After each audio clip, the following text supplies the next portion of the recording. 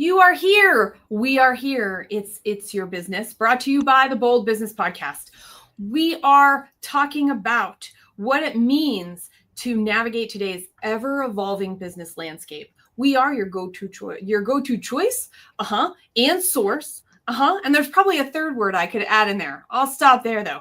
I'm your host, Jess Duell, and I can't wait to introduce you. Well, you already know them, Dean and Christy. We're going to all talk to each other, talk to you in just a moment. And I'm just going to set the stage. Today, we are talking about what it means to empower you, to be assertive, to be dynamic in this world of change. And let me tell you, today, we're talking about shaping tomorrow today. And this conversation is about the long game. It's whatever we're doing today, we got here and it's done. Can we embrace it and claim it and decide what we want to do to make tomorrow's reality more and more possible with the actions that we are taking today, specifically regarding standing out in the marketplace, delivering on our distinctive qualities, and making sure that we're memorable and profitable. I'm super excited to have all of us introduce ourselves. Christy, Dean, yay! Yay! Christy Maxfield, Purpose First Advisors. We work with business owners to increase profitability and build businesses that are transferable. And Dean Barta from Barta Business Group. We service small businesses with bookkeeping, controller level, and fractional CFO experiences so that we can help businesses grow and thrive in 2025. I'm Jess Duell with Red Direction, and we're growing businesses that want to be in business not only today, not only tomorrow, 5 and 10 years from now, and what it takes to be relevant to do that. And I'm excited to be that growth advisor and that strategic partner for companies that are growth oriented. All right, this topic that we're talking about today, Christy and Dean, shaping tomorrow today. What this means for a long game. I was actually curious before we jump into the 3 sections. Oh, we should tell people what those are. We're going to talk about catalysts and constraints to spur change. We're going to talk about knowing the pulse of your business and committing to it. And we're going to talk about using your vision and how that is a tool that will help you in your positioning over time. All right. So with that, I did have this random question about what does, like, the shape of this whole conversation, the shape of tomorrow today, what does this actually mean to you? Well, I think I've mentioned it on other podcasts as well, but what we do today is what shapes tomorrow. It's whether it's our fitness or our business fitness, and so it's the old adage is what we have the most control over is the present. So, what we're doing, day by day, moment by moment, as business owners is, crucial to how we want to, where we want to be, 90 days from now, 180 days from now, or years from now. And I think that it really comes down to change is a constant. And so, that's kind of one of those trite things that we say to each other, but in fact, it is true. And the better we can manage change and understand the transitions it requires for people to not only let go of what they used to do, but be able to embrace what they need to do moving forward. There's no other topic that is as relevant as that with regard to making sure your business is sustainable. And my take is slightly different. I agree with both of yours. And so I'll take a different tangent, which is the actions that we're taking today. The ones that we are focused on are incredibly important and intentional. When we're intentional now, we're shaping what opportunities we have in the future. So when I think about tomorrow, today, it's, am I claiming the right work right now? Am I doing the work that makes sure we have the best options available to us in the future? Because we may think we know what they are, but we also may not know what those are. And so that's the lens that I can bring to this conversation too. So I'm really glad that we have that. Hey, Dean, how about if you start us off with this concept of, right, catalysts and constraints? and using them to spur change? Well, yeah, I think day by day and and week by week, I encounter. Am I being a catalyst for change, or basically am I in the way? So it's really, for me, it's focusing on, what is I like what you mentioned, Jess, is what's the intentional movement that is, but I also look at, the return on investment. Sometimes I won't know the return until 90 days from now, but is it in the best interest of, being the catalyst for change and not just sitting there, in anxiety land, if you will. I'm big over, the best way to get over anxiety is action, another A word. So is be in action, but be in intentional action. That, hey, how am I being the spark that moves things forward? With my clients, with my business, with my team, or just really objectively looking, or maybe having someone help me have 20/20 vision on, is this really causing more of a roadblock in progress? Mm-hmm. Well, I read a stat recently that innovation, it drives this concept of external performance, and 50% more likely are companies able to outperform their competitors financially. Isn't that an amazing thing to think about when we think about innovation? And if we think about catalyst and constraint as a way to get creative, as a way to reduce and increase opportunities to simplify and find novel new ways of doing things. And when we look at what creates a catalyst or a constraint, it can be external. It can be a self-imposed expectation around innovation. It can also be something that necessitates that we do work differently simply because there's no other choice. The only path forward is to do it differently. And we can call that an innovation, but it may in fact start as a response to a situation that has no alternative other than to move forward in a completely different manner, or abandon where you are and perhaps even abandon the idea of being able to be sustainable. So I think there's some interesting, we're living in a time where the external environment is creating a tremendous amount of both catalysts and constraints. And it really depends on which industry you're in and what your perspective is about whether or not you're going to seize that opportunity to create an alternative, innovation, whatever terminology you want to use around that. But if you're going to stay the status quo and try to write it out, or if you're going to approach it from a completely different angle and create a space that didn't exist before. Mm-hmm. It's easy to contract from a constraint. It's actually easy to also do that, use contraction as a catalyst for quote unquote change. And that's actually, yeah, go ahead. We're seeing that now. I mean, I think the primary contraction is around buying behaviors, is that because there's so much uncertainty, the reaction has been to contract spending, contract decision-making, contract forward motion, hoping that there will be more certainty around which we can move forward. Certainty is probably unachievable. Clarity, on the other hand, if we can be clear that things will remain uncertain and take that as a given constraint, then can we move forward in a different way other than simply contracting? Or in the contraction, can we use that to create intentional action? Because otherwise we're stuck.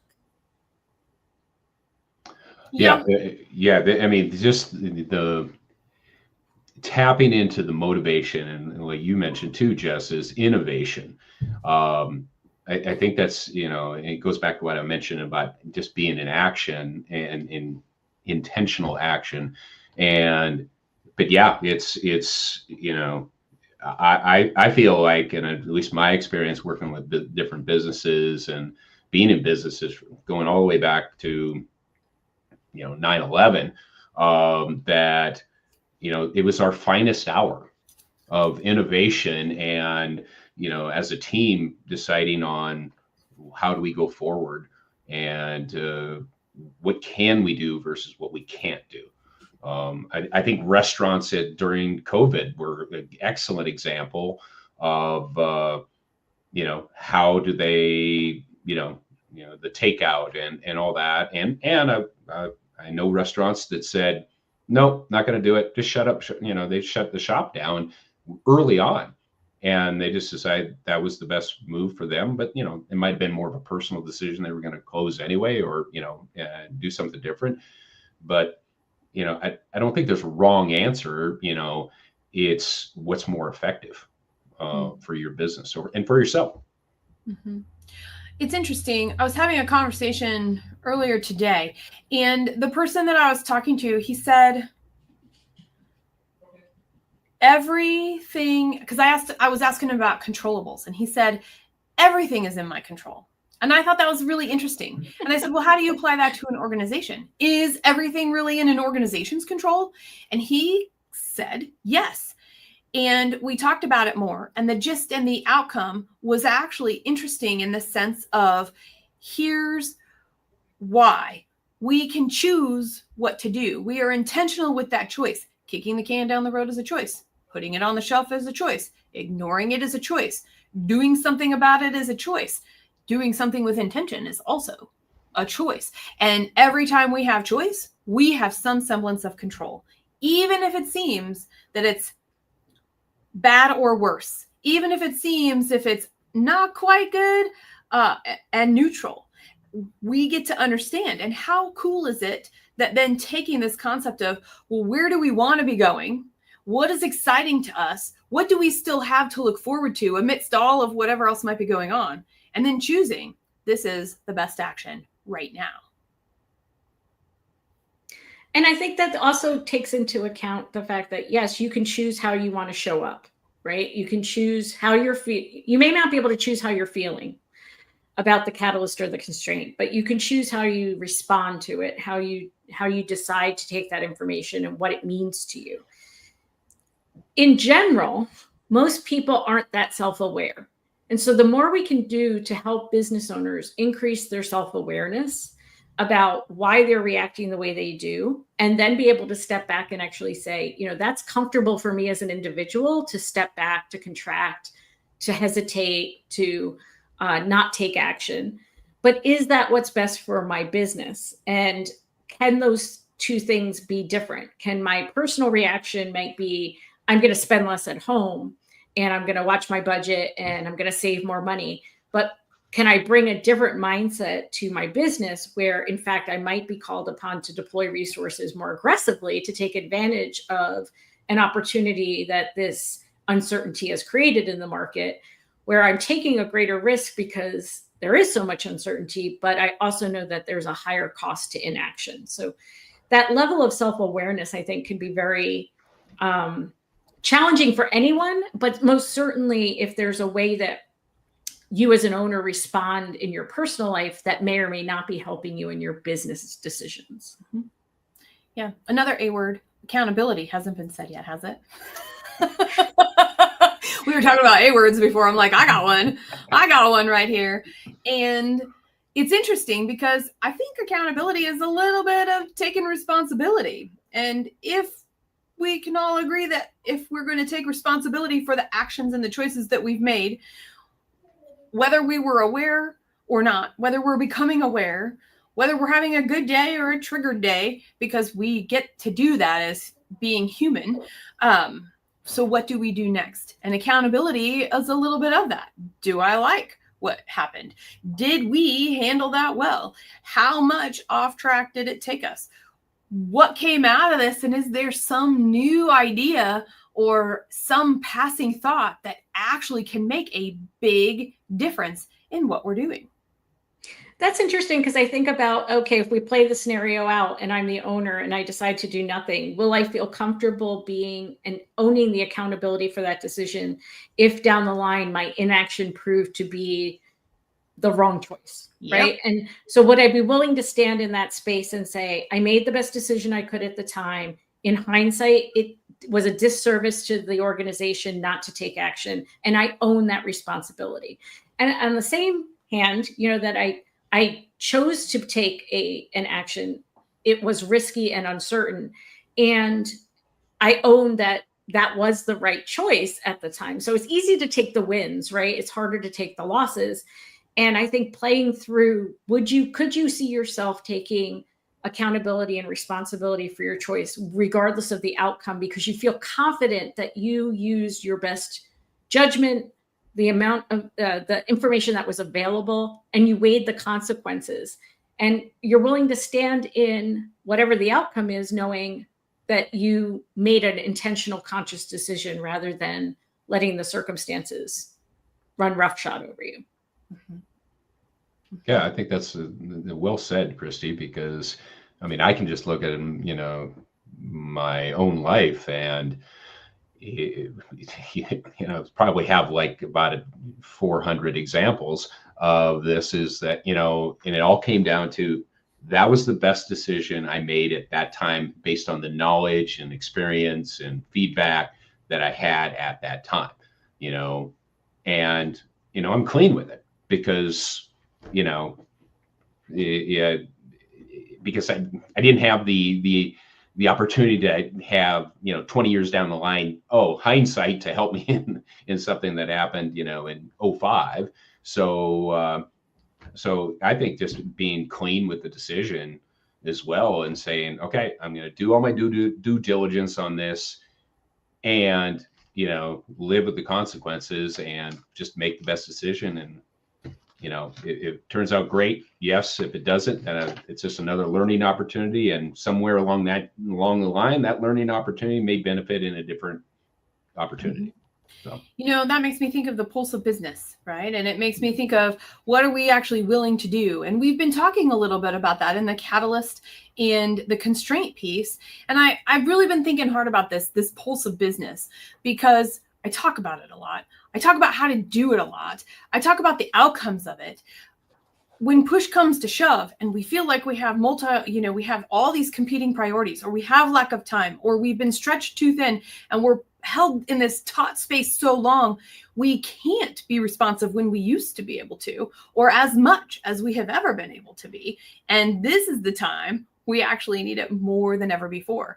And so when I think about the pulse of business, even if it's not as consistent as we would like, we know more than we give ourselves credit for. This human brain in here, right, between our ears and between our forehead and our chin, holds so much information, and it's made to optimize and find patterns. It's one of the coolest things about the brain. There's so much we don't know. There's so much we're continuing to learn. And how this applies to us in business is we got a lot of them. We've got a lot of them that we can tie into. And so to find the pulse of business, are we consciously looking for patterns? Are we looking for patterns in what our competitors and our industry as a whole is doing and saying? Are we looking for patterns in the way customers are showing up? Christy mentioned earlier the buying patterns that we are experiencing out there.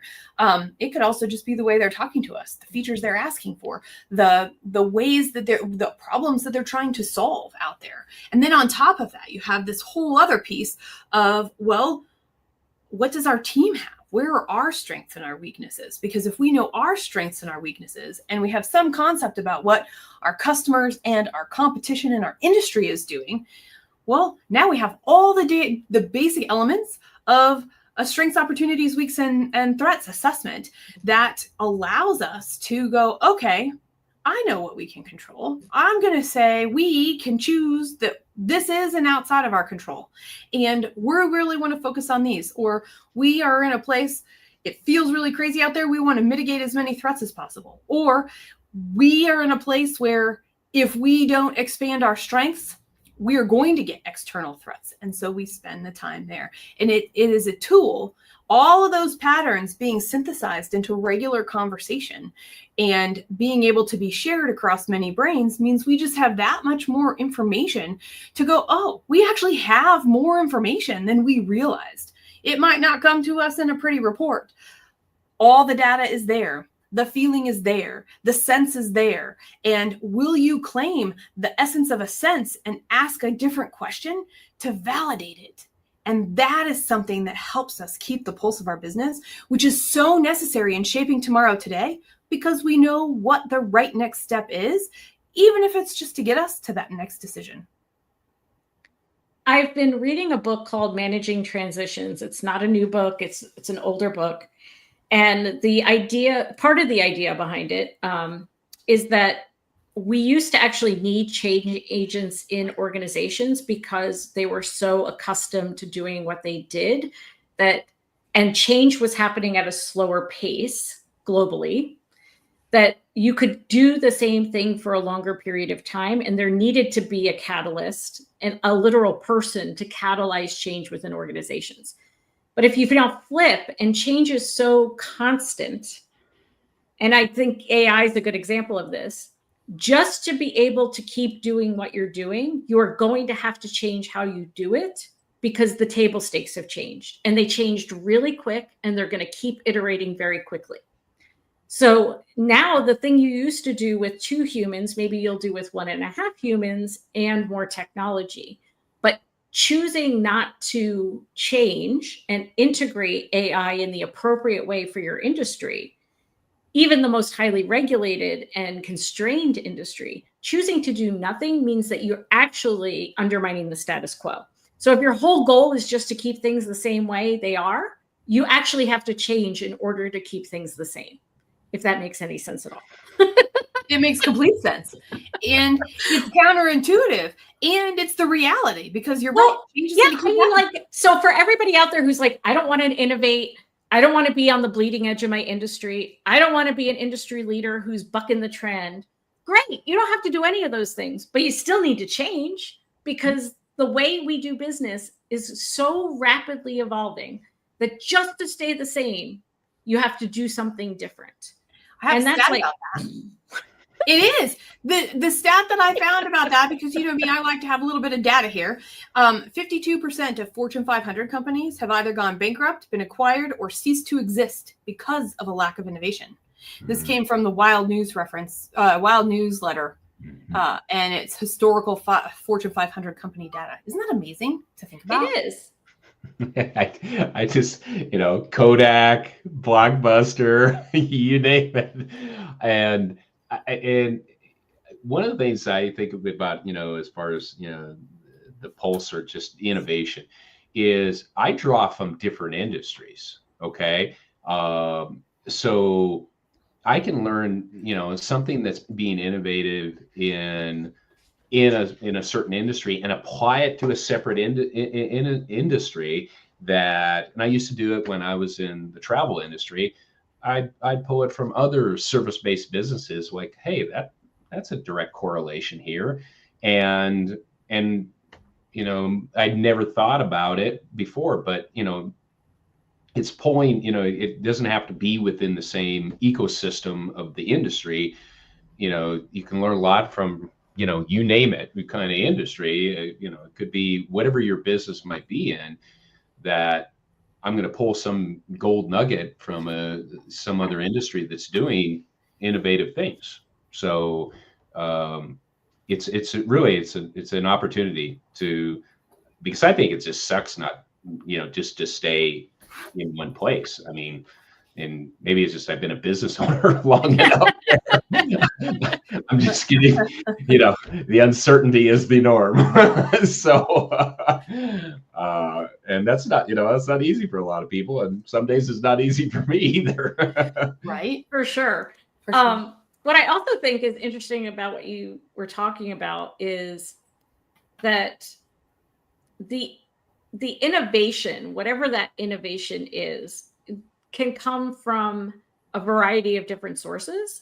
And so, again, what's motivating the decision to do things differently? And those companies that you cited, the companies that no longer exist or exist in a very different way, shape, or form than when they were at the height of their prowess, a lot of times they had change initiatives. They had change agents, they had change plans, they had blueprints, they knew what they wanted to be and how they wanted to get there, and they never executed, right? The inertia of managing the process of change, the actual transition that has to occur. And again, I'm going to quote my new favorite book of managing transitions, but this idea that when we do something different, we have to first say goodbye to the thing that we did or the way that we did it. And so there's an ending, and endings have feelings associated with them. And some people will hang on longer than others to the ending because it's what they know and it's comfortable.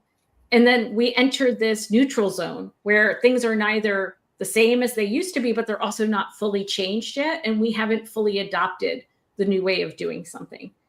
And it's only after we've done that that we can embrace new beginnings and we can create a new way of doing the things we've done. So I would also look at just like execution from a pure, like you need to go do this and you need to go do that, but also execution from the standpoint of understanding that the emotional transition from ending to neutral zone to new beginning, this author would argue, is the neglected piece of the change activity. And because we neglect it, we are unable to get the full outcome of what has to happen. And it takes longer and it fails and we have to redo and we have to put more resources in.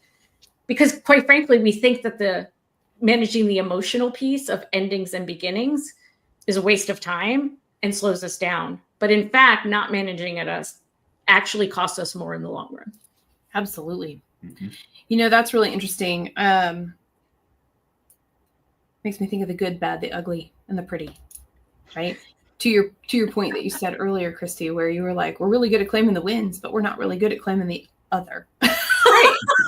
and I think that's real. Yeah, it's hard to claim the other. It's hard to say I made a decision and it didn't pan out. And I got new information along the way and we decided to do something different. You know, you get accused of whiplash or, not having a clear eye on what you're trying to do and not being focused. But sometimes you're just working with incomplete information and making a decision that may appear out of the norm because your competitors aren't doing it or your peers aren't doing it. I mean, right now, what would look outside the norm is anyone who's making, I would say, consistent buying decisions and investing money in their business to grow their business and to be positioned for whatever comes next. Mm-hmm. They're actually the exception to the rule right now. They look odd to other people, mm-hmm. which means that they're probably doing something that is either going to win big or lose big, and they're willing to take the chance.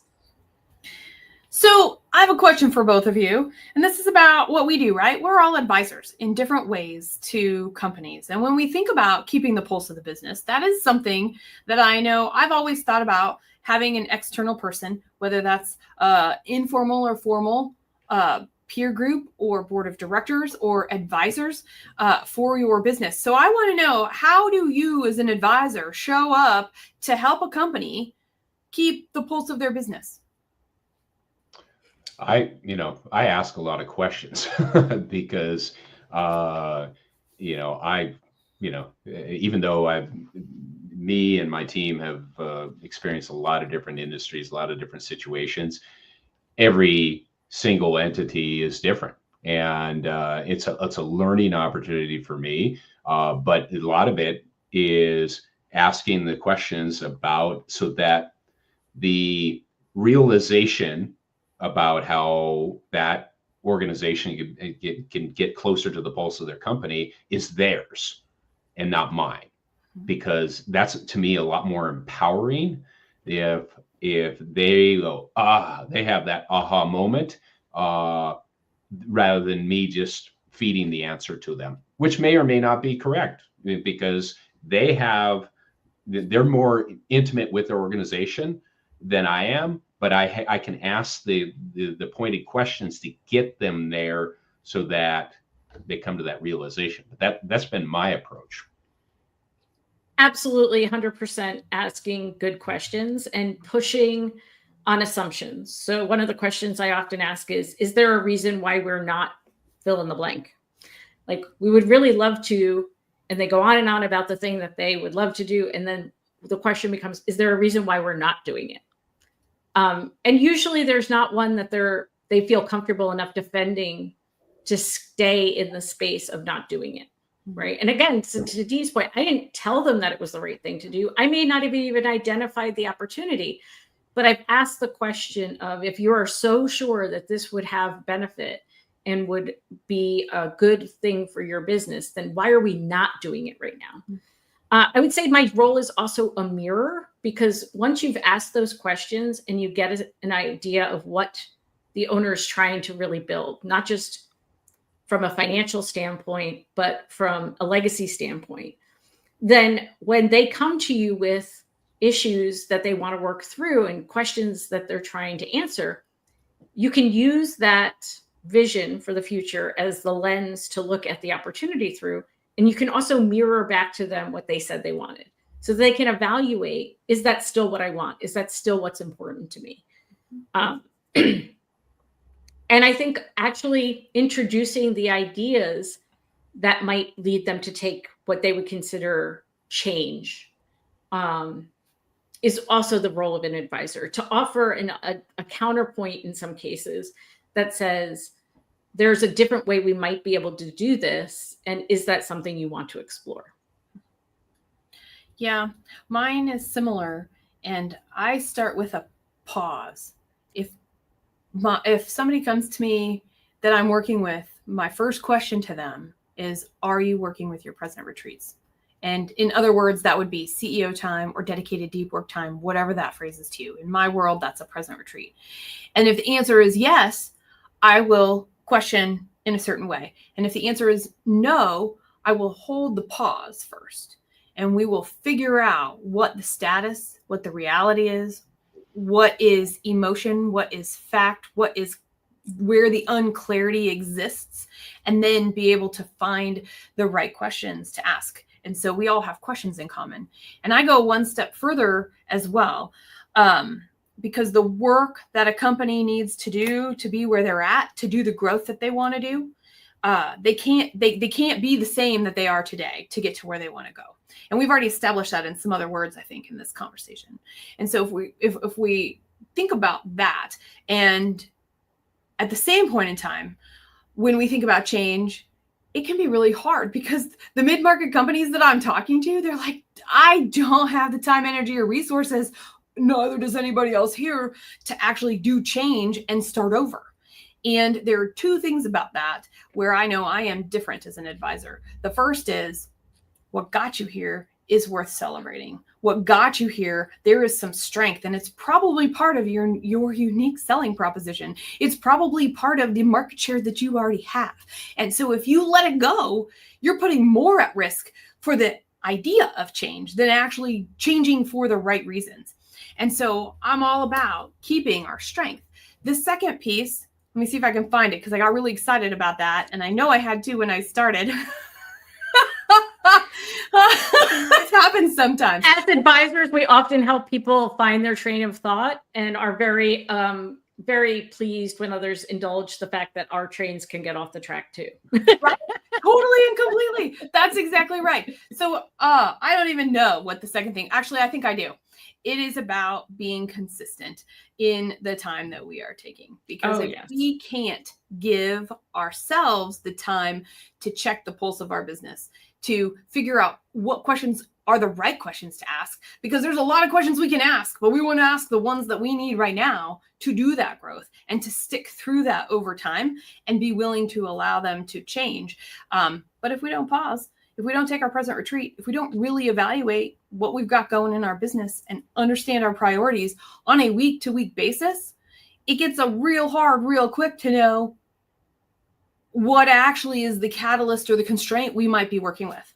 Yeah, it's interesting you say that, because one of my most recent clients is a veterinarian, and they're working on improving profitability.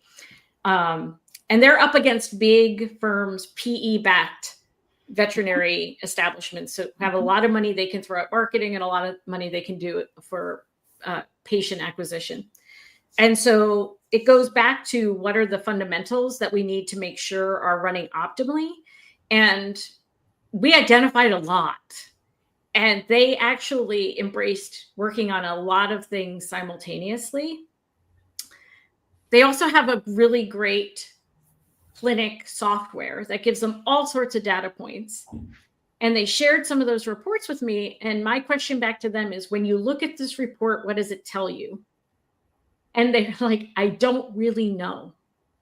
And so really understanding the bottom of the report, there are pie charts and graphs and all sorts of things and seemingly interesting information, but not necessarily actionable information.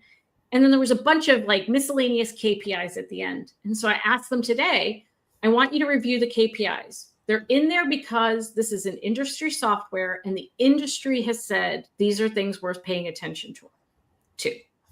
What I want you to ask yourself is, for your clinic, which of these would make the most sense to pay attention to move the dial on profitability?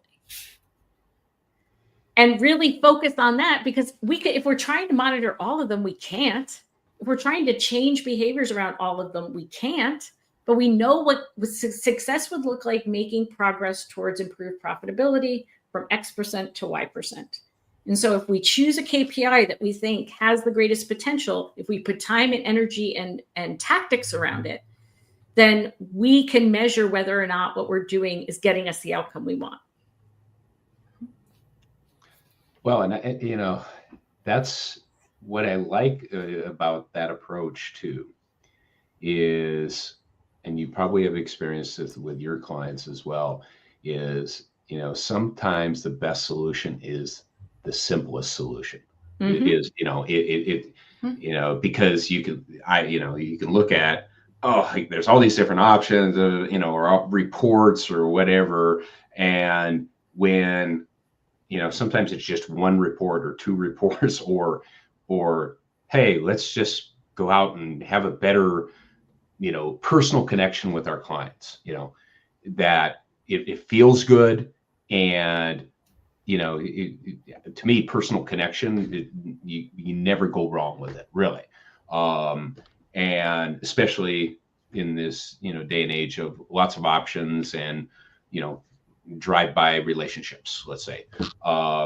So keeping it simple, I think, is one of the big keys. And relating back to what Jess is talking about, the pulse, Mm-hmm. It's like, hey, just check your pulse right now. I mean, are you checking breathing and all at the same time? No, you're just checking your pulse, right? You're keeping it simple. It's like, okay, that's what my heart rate is right now. So. Mm-hmm. You are listening to It's Your Business, brought to you by the Bold Business Podcast. Like what you're hearing? Share it with a friend. Like what you're hearing? Subscribe or follow so that you can see us each time we do one of these things. I love doing this as a trio because to be bold requires outside sets of eyes. To be bold means, can you think new and differently?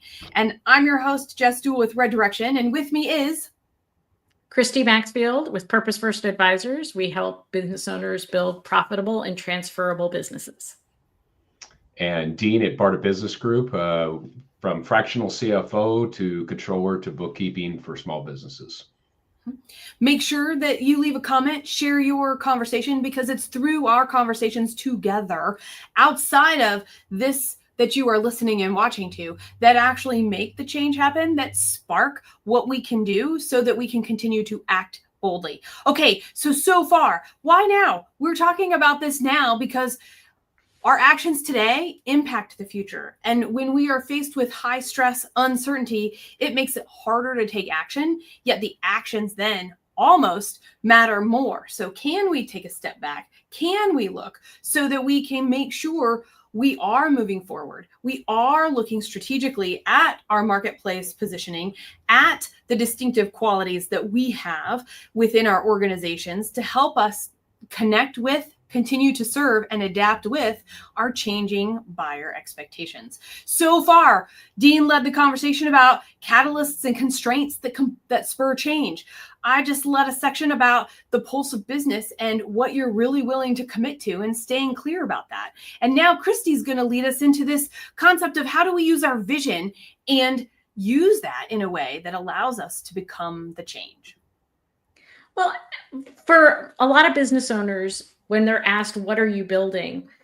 I would say that question brings up a lot of different feelings about what they want their business to be compared to what their business is today. And so the clearer you can be in what the vision is you have, to your point, Jess, of what got you here isn't going to get you to the next step, even if the next step is an iteration on and getting you closer to your desired end result, the thing that the big vision you're working toward. So I think the clearer you can be about that and the more committed you can be to achieving that outcome, even though the tactics and strategies for how you do that might change, the greater the strength it is to do really what we're talking about is changing behavior. So change encompasses many different things, but at its core, it means we're doing something different than we used to do it. We're behaving in a different way than we used to behave. It might be in how we communicate with people. It might be literally in how we do a process or a procedure. It may be in how we choose to lead and manage. I mean, I work with business owners who on some level are not getting the outcome they want. And we're trying to identify which changes in behavior, which changes in the way they think, and therefore the way they act will have the greatest impact on their ability to move the dial the way they want the dial to move. And in my experience, the clearer your vision, the more you're willing to double down on, this is who I know we can be. This is what I know we're capable of. And this thing we have to do differently is going to be hard, but it'll be worth it. The more you can invest in that, the easier it is both for you as the business owner to endure the trials and tribulations of business ownership, but also to inspire others. People truly get inspired by your vision. People truly want to help you build something bigger than yourself and themselves. So that's where I come in from. I think that includes celebrating the things that are working and keeping the things. And I think that's where we find values, really knowing your values. Because to me, those aren't going to change. They're part of what got you where you're going. They're part of what got you where you are. And they are going to endure even as you choose to do and live those values in different ways. Yeah, I think business owners, they try to take on too many things when really the one sentence job description is push forward the vision of the company. That's it. And they have, any of us as business owners, we have to make sure that we're doing the things that energize that, feed into that vision, because and it's fantastic when you have a team of people around you that also not only buy into the vision but are willing to carry the torch forward as well. I mean, that's a big plus, but it still emanates from the founder, and the pace of the strongest horse or dog, even in dog sledding, if you will. But to me, that's so important to make sure you have that. It's the internal drive, but it's just it's something that almost in some ways it can pull me when I don't want to be pulled. It's just I know I've got to there's a higher calling out there that's pulling me in that direction, and and staying in touch with that. Mm-hmm. Makes a lot of sense. I think about energy management in what both of you have been sharing, because if we don't, as the torchbearers, as that vision holder, as the one who's setting, adjusting, and changing and doubling down on what's going on in our organization at any point in time, we need to work on our energy too. We need to make sure that we have enough energy to remove those obstacles, to hold the space for others to do the same safely and in an excited way. And as I was listening to both of you, 2 books came to mind. The first is In Search of Excellence, and the second is Great Boss, Dead Boss. So In Search of Excellence in relationship to the vision is, especially when we're looking for internal change agents, we might have them already. Are we willing to look for them, and are we fostering them? And both of the books that I mentioned talk about how do you work with these internal change agents that are already there. They care. They're on the front lines. They see these patterns. And can we recognize, going back to some of the other parts of the conversation, bring those thoughts in, bring those approaches in and say, hey, there's actually something here. They're seeing something. What is it exactly? Is there potential to unlock right here? And that's one of the things I loved about In Search of Excellence. Now, the flip side of that, it was written so long ago. By the way, still great, still really important. To Dean's point and Christy's point earlier, a lot of the organizations listed in that book as part of the research don't exist anymore because they couldn't maintain the change over time and keep that excellence in place. They were hoping it would just stay, and it didn't, and they forgot to foster it in some way. And that's where Great Boss, Dead Boss is very interesting, because in that book, they actually reference In Search of Excellence, which I thought was quite crazy and interesting. And this Great Boss, Dead Boss is about how we interact and the way groups form and the way those groups think and approach and change. And so can we have the different groups work together? Or are each of those different groups accidentally eroding each other's effort? And if we've got that internal erosion for this long-term change, it doesn't matter what the external change may or may not be. It matters what we can do internally and making sure that everybody's unified. And so then it comes back to all of the amazing, interesting pieces that Dean and Christy were just sharing is what I'm taking away of, hey, what can we do? How can we show up? And can we claim? And can we allow, and can we expand in such a way that we are able to take what we need and leave what we don't, so that we can have what we want to be doing to make sure we're on vision and the actions that we're taking today align to where we want to be going. And it feels easy. It's actually not easy.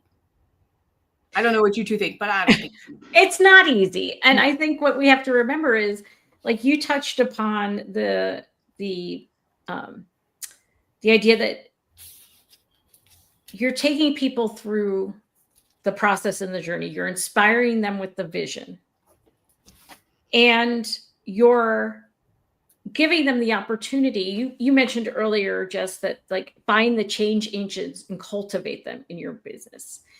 Find the people who feel energized and inspired by that change. What we're really saying is for everyone in your organization, because there are most definitely people who do not feel energized by the change. What our job is as leaders, our job is as owners, is to manage the experience of the change for them. And because we already put as little energy typically into managing and leading people as we possibly can, right? We want self-starters. We want independent thinkers. We want people who take charge. We want people who ask for forgiveness, not permission, right? We really want people to take the work and go. And every organization I work with, every owner I work with, whether it's 2 people or 25 people or 250 people, by undervaluing and under-resourcing in terms of time, the amount of effort you need to put into working with and caring for the people who actually do the work, that's the part that's holding us back. It's not that you have to spend a lot of time managing them that's slowing you down. It's the fact that you are not spending a lot of time managing them that is slowing you down. Because how they experience the change, how they experience what it's going to take to get from where they are to fulfill the vision they have bought into, that experience matters. And if they are not having a good experience, that will shut down your ability to move forward.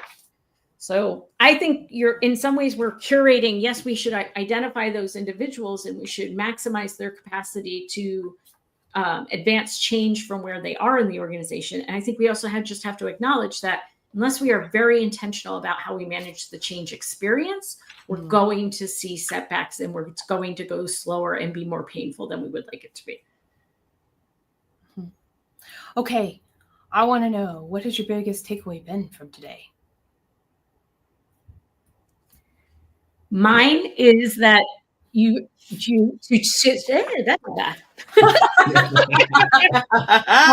words got away from my lips. My biggest takeaway is that change is required simply to keep things the same.